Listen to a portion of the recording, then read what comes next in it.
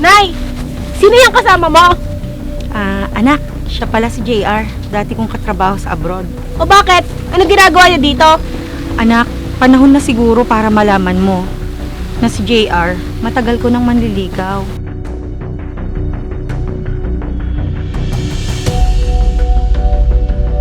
Nay naman, kalilibing lang ni tatay, may iba ka na agad? Anak, matagal nang wala yung tatay mo. Hindi ka ba masaya para sa akin? Masaya? Sa tingin mo na magiging masaya ako sa ginawa mo? Mahal, tara na. Sa ibang araw na tayong bumalik. Pero mahal, napag-usapan na natin yung balak natin, di ba? Balak? Bakit? Ano ba nangyari sa inyo, Nay? Anak, huwag ka sanang magagalit ha. May balak sana kaming magpakasal ni JR. Kasal? Nagluluksa pa lang ako sa pagkawala ni tatay, tapos ikaw magpapakasal ka agad? Sobra ka naman, Nay!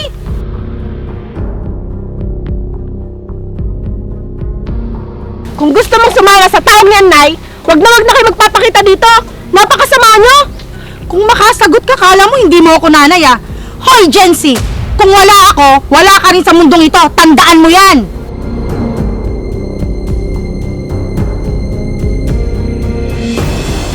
Wala kang magagawa kung anong desisyon ko. Dahil pagkatapos naming magpakasal, dito kami titira. Ano? Dito pa talaga kayo titira ng taong to? Nay naman! Nag-iisip ka ba? Ano na lang sasabihin ng mga tao dito? Wala akong pakialam sa sasabihin ng ibang tao. Bakit mo sila pakikinggan? Ako ang masusunod at hindi ikaw. Hindi ako papayag sa gusto mong mangyari, Nay. Kay tatay itong bahay na to. Sigurado ka ba sa sinasabi mo, Jency? Ako ang nagpakahirap sa abroad para mapatayo ang bahay na yan. Tara na, mahal. Sa ibang tayong bumalik. Ay, hindi pwede, mahal. Nandito na tayo eh. Para malaman ng batang to. Sige, Nay. Sa inyo na yung bahay na yan. Kung gusto niyo, ngayon na kayo tumira dito eh. Kinakausap pa kita kaya wag kang bastos. Jen! Pagpasensyahan mo na yung anak ko, mahal ha. Ayos lang, mahal. Naiintindihan ko siya.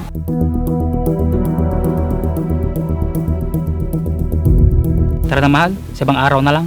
O sige, huwag kang mag-alala. Tatanggap din tayo ng anak ko.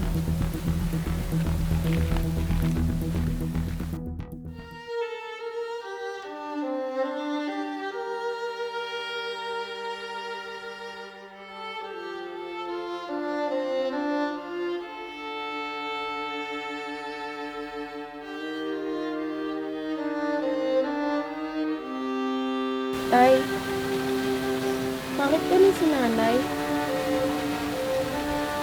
Paano na ako ngayon? Hindi ko na po alam ang gagawin ko.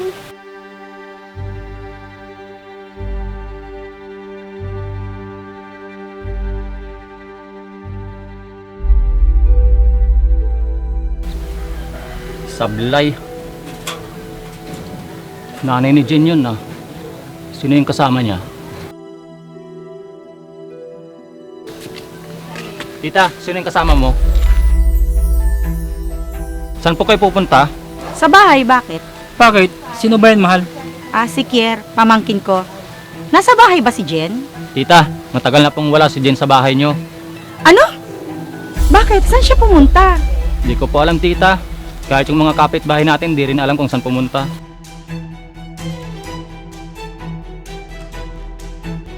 Sige po, tita.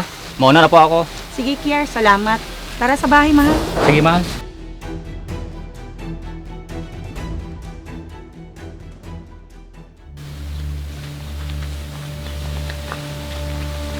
Teka lang, mahal. May titignan lang ako sa bahay. Sige, mahal. Maghihintay ako dito.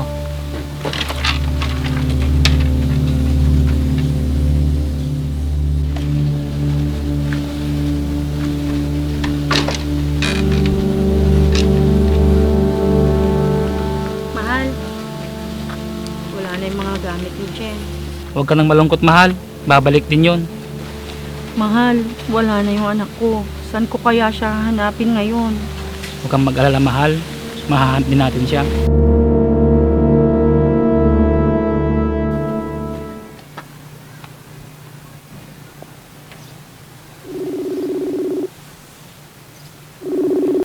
Hello, Insan. Kamusta na? O, Jen. Buti na patawag ka. Kamusta na? Ayos lang naman, Insan. Kamusta dyan? Ayos lang naman. Siya nga pala. Pumunta dito si tita. May kasamang lalaki.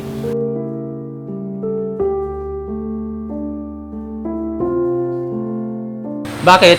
Sinong kasamang lalaki ni tita? Siya yung pinagpalit niya kay tatay, Insan. Ah, yun ba? Kaya pala mukhang hindi mapagkakatiwalaan. Siya nga pala, nahanap ka ni tita. Anong sinabi mo? Ang sabi ko, hindi ko alam kung saan ka pumunta. Buti naman kuya at di mo sinabi. Ayoko kasing malaman niya kung nasan ako. Alam mo, Insan, nung sinabi kong wala ka sa bahay nyo, sobrang nalungkot si tita. Malungkot? Di yung totoo, Insan. Magaling lang magdrama si nanay.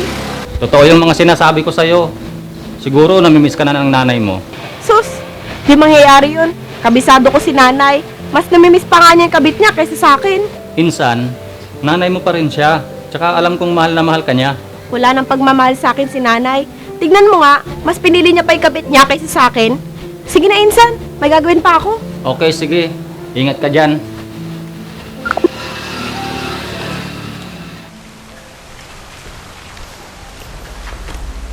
O tita, kamusta po?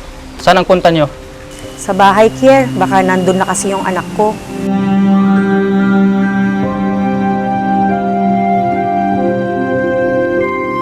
Baka napapadaan ka sa bahay, Kier. Andyan na kaya siya? Namimiss ko na kasi siya. Wala pa po siya tita eh. Kumusta na kaya siya?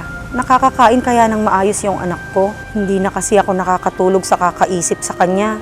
Kier, tulungan mo kaya ako. Baka mapagtanong-tanong mo siya. Iniwan na kasi ako ni JR. Gusto ko sanang balikan yung anak ko. Tita, huwag niyong mamasamahin na. Pwede ko bang malaman kung ano yung dahilan ng paghihiwalay niyo ng kasama niyo noon? Nagsinungaling kasi siya sa akin.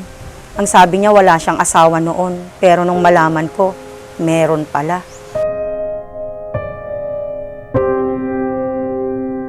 Kier, tulungan mo naman akong hanapin yung anak ko. Pakisabing mahal na mahal ko siya. Tita, may pagtatapat ko sana ako sa inyo. Bakit? Ano yun, Kier? Nagsinungaling po ako sa inyo. Alam ko po kung nasaan si Jen. Ha? Asan siya, Kier? Asan siya? Andun siya kila Mang Romeo, tita. Doon muna siya tumutuloy at nagtatrabaho.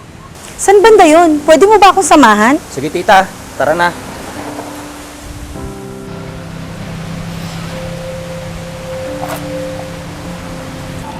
Ayun po siya, tita.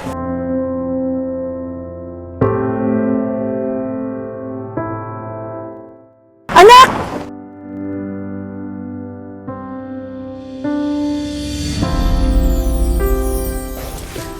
Anong ginagawa mo dito? Anak, patawarin mo ako sa mga nagawa at nasabi ko sa'yo noon. Para saan, Panay?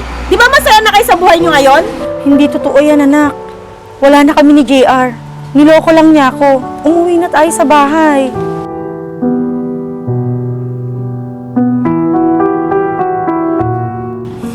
Miss na kita, anak. Patawarin mo na ako.